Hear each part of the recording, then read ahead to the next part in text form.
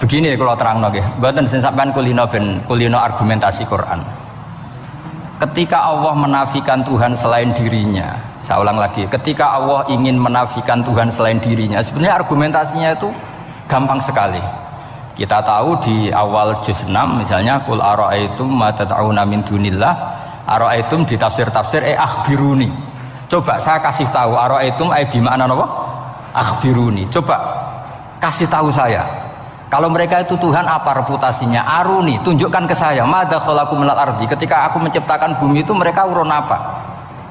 Fir'aun lahir di bumi, Namrud di bumi, Nabi Isa di bumi. Semua yang kamu Tuhan kan lahir di bumi. Lalu ketika bumi diciptakan, kontribusi mereka itu apa? Mbok kalau yang merasa jadi Tuhan tuh mbok yo gawe lah urun gitu. Gampangane iku yo wong iku ana kualifikasine. Nek dadi kiai iku yo tau mutolaah. Tahu ngaji bafail macam-macam lah soalnya. Nah jadi wong sugih itu syaratnya ya diwarisan atau pekerja keras kan kabeh ono syarat. Maksud jadi pangeran tanpa kualifikasi, jadi presiden yang menang di pemilu ini. Ini jadi Tuhan kok tidak punya reputasi aruni madza khalaqu minal ardi am lahum syirkun fis samawat. Kok jadi Tuhannya bumi ya reputasinya menciptakan bumi. Lah Jubair bin Mut'im itu orang kafir, saya ulang lagi orang kafir. Terus Allah membombardir dengan argumentasi am khalaqus samawati wal ard. Yang kamu tuhankan apa menciptakan langit bumi? Am khuliqu min ghairi syai'in, apa yang kamu tuhankan itu wujud begitu saja tanpa pencipta. Wos pokoknya dibombardir gitu. Sampai beliau tidak kuat akhirnya matur Rasulullah asyhadu alla ilaha illallah wa annaka rasulullah. Jadi dulu itu mukjizatnya Quran itu orang kafir saja tahu. Saking dahsyatnya, logika yang dibangun itu saking dahsyatnya. Dan itu murni argumentasi ilmiah, bukan jimat, mboten. Terus diwaca sakmene ambek poso, iku mboten enten ngoten riyen. Ya pokoknya memang ilmiah.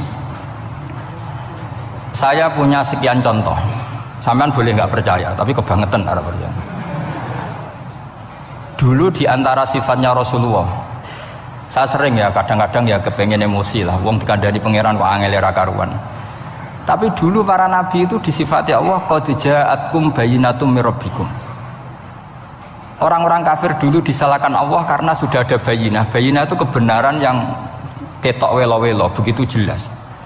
Sehingga Allah ketika mensifati kekasihnya yaitu Rasulullah sallallahu alaihi wasallam, itu status yang ditonjolkan Allah itu apa?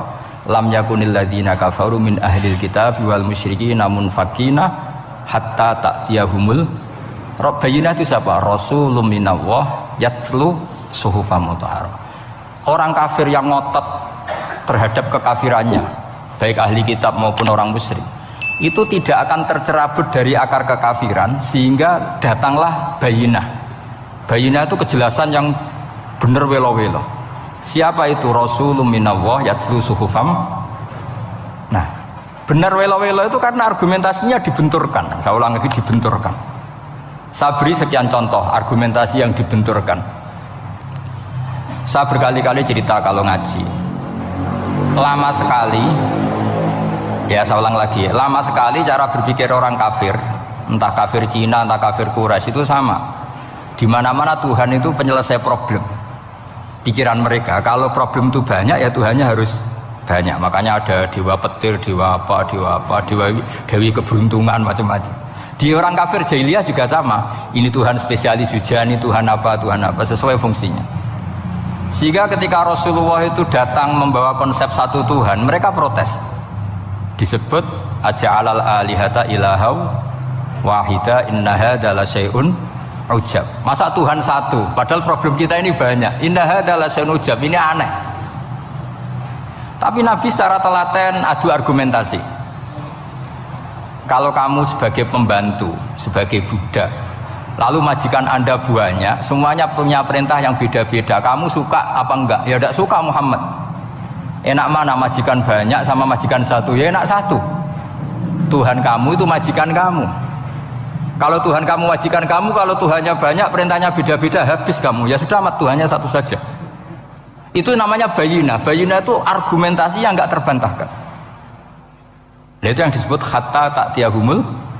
Itu disebut daraballahu mathalar rajulan fihi syuraka mutasyakisuna wa rajulan salamal lirajul hal yastawiyani masalah alhamdulillah. Jadi ketika mereka dijak argumentasi, oke mat, kalau majikan banyak itu gak enak, enak majikan satu.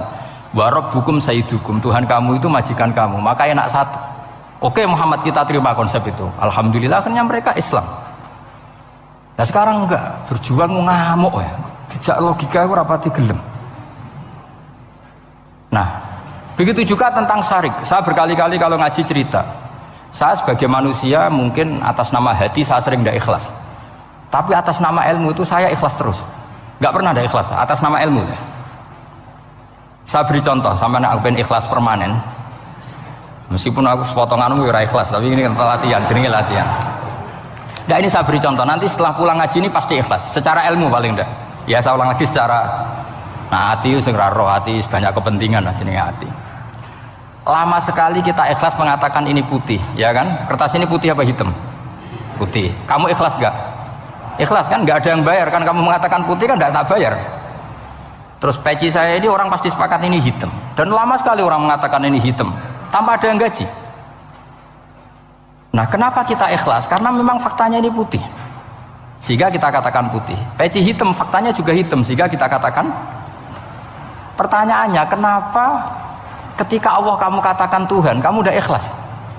Padahal kamu mengatakan ini putih-putih, gak ada yang gaji juga mau. Alasannya apa? Karena ini fakta. Gitu. Sekarang Allah Tuhan itu fakta apa enggak? Fakta. Loh kenapa untuk mengatakan Allah Tuhan kamu nunggu opah? Loh itu ngawur tau cara ilmu. Boten ngawur boten. Ngawur kan? Harusnya kalau mengatakan fakta itu yang ikhlas. Putih kita katakan putih, hitam kita katakan hitam, meskipun nggak ada yang bayar. Nah itu ilmu. Maka kalau kita dengan ilmu nyembah Allah mesti ikhlas. Ya Allah memang kau Tuhan ya tak sembah. Atas nama ilmu loh, saya ulang lagi, atas nama. Tapi kalau atas nama hati, Gusti nggih nyembah lah, Gusti nyuwun opah lah. Kalau ini kan maksudnya gue yo piye, jadi ribet. Makanya di bab fakta itu Allah ngendikan, waman azlamu mimman abadani li jannatin aw narin laulam akhluq jannatan wala naron alam akun ahlan al-uto'ah. Siapa yang lebih zalim ketimbang orang yang menyembah saya, yang karena takut surga atau ingin masuk surga atau takut neraka. Andaikan saya sebagai Tuhan tidak menciptakan surga atau neraka, apa terus saya tidak dituhankan? Umpama pangeran ragai swarga neraka tetap pangeran toh? Tetap pangeran kan? Jadi ilmu itu beda dengan rasa, ilmu itu pasti objektif. Nah dulu saya ulang lagi, orang kafir itu dijak begitu itu mau, sehingga ketika mereka Islam hari pertama saat itu juga langsung ikhlas karena logikanya permanen. Saya beri contoh, orang kafir itu kan pernah nganggap fungsi Lata, Uzza, Hubal, Manat itu setingkat sama Allah. Padahal mereka oleh mereka dianggap syarik, dianggap setara, dianggap mitra, dianggap sederajat dengan Allah. Sehingga mereka diceritakan Allah, balhum qaumu ya'dilun. Mereka komunitas kaum yang menyamakan selain Allah dengan Allah. Padahal gak mungkin kan, selain Allah setara dengan Allah kan gak mungkin. Wiku dulu lan nerangno kangelane sak boleh. Cara gurune kuwi. Iki gurune Kanjeng Nabi Muhammad sallallahu alaihi wasallam. Iku nerangkan sekali itu orang kafir paham semua dan semuanya masuk Islam. Itu hebatnya bayinah hatta ta'tiyahumul bayin. Nabi cara nerangkan diajari Allah begini. Misalnya saya kerja keras, kemudian beli Innova. Ya atau adol warisan beli Innova. Kemungkinannya kan kerja keras atau warisan. Utawa ngerayu mertua kelar tuku Innova, kemungkinan itu sing rada dake itu jalur pintas ngerayu mertua lewat bojone maksudnya, semacam-macam lah. Apapun itu ciri khas pemilik itu nggak ingin orang lain itu setara dengan dia. Kue kerja keras nabung puluhan tahun beli Innova, kemudian teman kamu udah ikut beli, cara menguasai Innova itu sama dengan kamu. Nak nyiler atau pamit atau bensin ini sok enak ide. Kue mangkel gak kira-kira? Kamu punya rumah, sono wong mlebu sonang-sonong kayak pemilik, kamu mangkel tak? Mangkel. Nah, Allah cara membuat tamsil itu ya begitu. Halakum mimma malakat aimanukum min syuraka'a fi ma razaqnakum fa antum fihi sawa takhafunahum ka khifatikum anfusakum. Coba kalau kamu punya barang, kata Allah, kamu punya barang, punya sesuatu, dan itu milik kamu karena kamu yang beli. Kemudian ada orang lain yang cara memilikinya sama dengan kamu, mau nggak kamu seperti itu? Ya tidak mau Muhammad, ini milik saya kok ada orang lain yang merasa setara dengan saya, tidak mau saya. Kalau orang lain mau pinjam ya harus ngemis-ngemis lah, harus dodok-dodok. Ya seperti itu Allah itu bumi itu yang menciptakan Allah sendiri. Kemudian kamu menyertakan orang yang tidak ikut menciptakan setara dengan Allah, ini apa-apaan? Oke mat, kalau gitu Allah la syarikalah. Jadi itu tamsil apa? Saya ulang lagi ya, kalau kamu beli Innova, mau nggak ada orang lain yang cara menguasai Innova itu setara dengan kamu? Mau nggak? Nggak mau kan? Bahkan istri saja nak nganggo kudu pamit. Nah lagi nengan, arah nengan ya oleh. Tapi apapun itu kan tetap saja harus pamit, harus prosedur. Namanya ndak ikut punya. Nah itu kemampuan ini yang mulai hilang di umat Rasulullah. Jadi Nabi itu punya fatona. Fatona itu kecerdasan untuk memberi penjelasan. Disebut orang kafir itu tidak akan infikak, tercerabut dari cara berpikir mereka, munfakin hatta ta'tiyahumul. La bayina itu siapa? Rasulun minallah yatlu suhufam mutahhar. Jadi Nabi itu kalau memberi penjelasan itu gampang sekali, baik itu penjelasan akidah maupun penjelasan fikih. Dulu di Medina itu abkhosun nasi kailan, orang Madinah itu orang paling curang kalau dagang dulu sebelum Rasulullah datang. Sehingga misalnya mau beli pelem itu mangga itu, pentil ya dihitung pelem. Jadi busron itu kurma pentil ya dihitung kurma. Misalnya kulaan pari hijau hijau wis dituku, padahal urung jelas jadi padi. Nah nanti kalau kena badai angin ya sudah, apa itu uang itu nggak kembali. Ketika Rasulullah datang, Nabi mau tanya, "Cung tuku apa?" Tumbas pelem. Sekarang satu pohon pelem dituku 2 juta, itu rego pelem tak rego pentil. Mbak sampean jawab ya? Pentil kan gak ono regane, sakmene niku. Ndak ketika dibayar 2 juta itu rego pentil apa rego pelem? Pentil lho mboten. Ketika pentil sakmene dituku 2 juta satu pohon itu rego pelem atau rego pentil? Pelem kan? Sekarang faktanya pentil apa pelem? Pentil. Makanya Nabi terus tanya, "Kul ara'aitum in mana'allahu as-samrah fabima yastakhilu ahadukum mala akhi." Banyak tak apa loh hadis-hadis. Andai kan nanti pentil ini kena angin, kemudian 2 juta itu bayari apa coba? Diarani bayari pelem rantuk pelem, dibayari pentil kok regane 2 juta, dipangan ora kena. Akhirnya orang Madinah sadar betapa buruknya sistem perdagangan mereka. Wong pentil kok diregani 2 juta. Semenjak itu ada fikih boleh jual pentil itu ba'da budui sholahiyah, setelah jelas-jelas jadi pelem. Paham ya? Dan Nabi cara nerangkan gampang, fabima yastakhillu ahadukum mala akhi. Lalu alasan halal itu apa? Kamu mengambil uang 2 juta atas nama apa? Atas nama pelem ya Rasul, di peleme. Atas nama pentil, mosok pentil regane 2 juta. Jadi akhirnya orang Madinah sadar semenjak itu tidak jual buah-buahan qabla budui sholahiyah, sebelum kelihatan berstatus napa? Samroh buah. Jadi Nabi itu orang yang kalau menjelaskan itu gampang sekali. Dulu itu Nabi pernah dibully orang Bedui. Nabi pernah ngendikan la adwa wala tiarota wala hamah, tidak ada penyakit menular. Ya ada orang Bedui itu iseng itu ya iseng.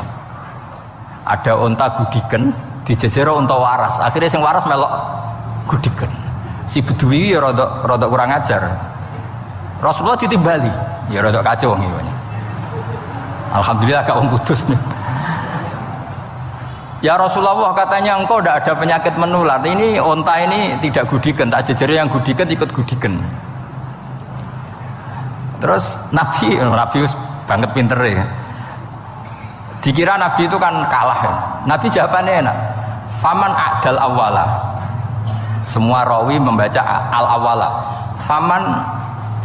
Mongko te sapa ada maringi nular sapa man al awwala sing pertama.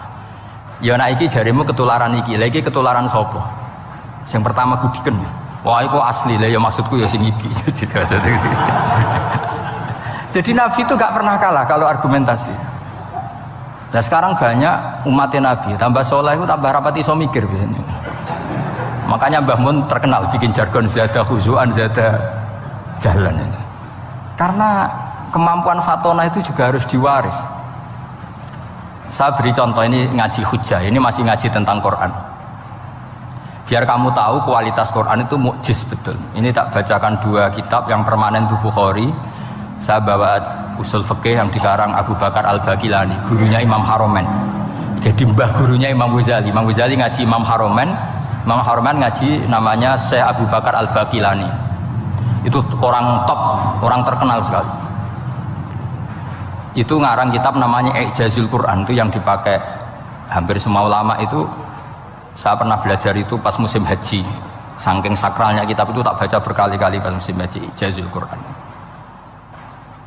Orang kafir itu kan otaknya sudah error, tapi kandanannya angel. Dan itu kalau kita salah ngelola argumen itu bisa kalah. Ya. Saya beri contoh ya. Ketika Nabi Musa memaklumatkan sebagai Nabi, itu Fir'aun tanya, "Wama Rabbul Alamin?" Lalu Tuhan Rabbul Alamin itu siapa? Jawabnya Musa normatif, Rabbus Samawati wal Ard, yang nuhani langit dan bumi. Fir'aun enak aja, gampang. Ma'alim tulakum min ilahin wiri. Saya jalan-jalan kemana-mana yang dituhankan di bumi saya, berarti ya saya Tuhan. Soal kemungkinan Tuhan di langit, terus Haman dipanggil. Haman itu arsitekturnya Fir'aun. Ya Haman ibnili sorkhal ali abluhul asbab samawati fa'attali'a ila ilahi Musa. Haman bikinkan piramida yang tinggi supaya saya bisa melihat Fir'aun. Tuhannya siapa? Musa. Wa inni la'adzunuhu kadziba. Diulang beberapa ayat, ada yang wa inna la'udzunuhu minal kadzibin, itu ada beberapa ayat malah. Musa kan kaget, oh ini nak piramida jadi Fir'aun munggah mesti roh pangeran. Mungkin saya aku nabi atau roh langsung pemenang santri tak barang arah roh. Jadi kan Fir'aun, Musa akhirnya bingung. Jadi misalnya munggah tenan mesti roh Allah, padahal kata Musa, kata siapa Fir'aun? Ibnili sorkhal ali abluhul asbab samawati fa'attali'a ila ilahi Musa. Kemudian saya bisa melihat Tuhannya siapa? Musa. Wah jare Musa, wah prono iki nak munggah tenan tetep ora roh Allah, jare Allah gak ono. Wong Firaun wis kadung geblek. Angger gak roh berarti gak ono. Apa yang dilakukan Nabi Musa? Beralih argumen. Saya ulang lagi, beralih argumen. Ya sudah, definisinya tidak seperti itu. Tuhan definisinya tak rubah. Rabbukum wa rabbu abaikumul awalin. Sing mengerani buyutem. Wah iku langsung sak majelis separuh itu iman. Wah iki nak Fir'aun pangeran, buyut-buyute ora ono pangeran. Karena pangerane datang terlambat. Ini aneh, pangeran dhisik buyute piye? Wong buyute ra pangeran kok putune pangeran. Akhirnya Fir'aun langsung cara Jawa asemane wah entek. Nah, makanya kalau Syekh Nawawi ngendikan, kalau debat kok wis muring-muring wis ra ilmiah. Makanya terus Fir'aun la as'alannaka minal masjunin, tak penjara we. Dia sudah ada ilmiah lagi. Ketika Rabbus samawati wal ardi, Fir'aun masih berusaha ilmiah. Saya kemana-mana dituhankan fil ardi, maksudnya di bumi. Soal kemungkinan di langit, saya nanti bikin bangunan mau lihat Tuhanmu Musa. Tapi ketika dipojokkan dengan Rabbukum wa rabbu abaikumul awalin, yang nuhani nenek moyang kamu, entek Fir'aun. Waduh, aku di bapak di mbah, mbahku yura pangeran kok putune pangeran.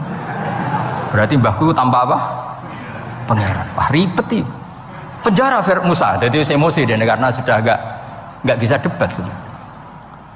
Jadi semua nabi itu ciri khasnya itu punya kemampuan argumentatif. Makanya nabi itu harus fatona, harus punya kecerdasan. Dan itu juga yang dilakukan Quran ketika nafyu uluhiyati ghairillah, ketika menafikan bahwa selain Allah itu pasti tidak Tuhan. Ya tadi, kalau Allah itu punya pesaing sebagai Tuhan, ya namanya Tuhan, reputasinya ya aruni madza khalaqu minal ardi am lahum syirkun fis samawat. Mungkin kalau orang